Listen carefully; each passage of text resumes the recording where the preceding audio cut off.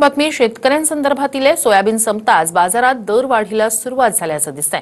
सोयाबीनचे दर क्विंटल मागे 4,000 वरून 4,700 वर पोहोचलेत। नागपूरच्या बाजारात सध्या सोयाबीनला 4,700 पर्यंतचा दर मिळतोय।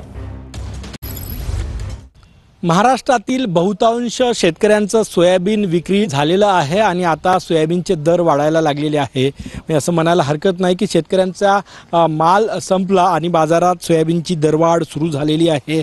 एप्रिल महिन्याच्या पहिल्या आठवड्यापासून सोयाबीनच्या दरामध्ये उसळी सुरू झालेली आहे।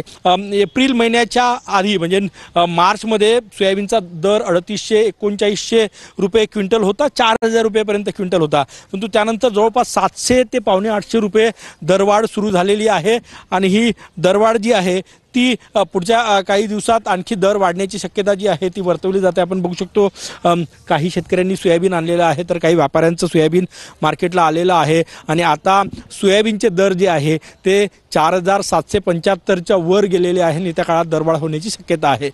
ज्यांच्याकडे सोयाबीन शिल्लक आहे शेतकऱ्यांकडे त्यांना फायदा होतोय, परंतु बहुतांश या दरवाढीचा फायदा व्यापारी आणि दलालांना होतोय। कॅमेरामॅन सचिन सयामसह गजानन उमाटे, TV9 मराठी।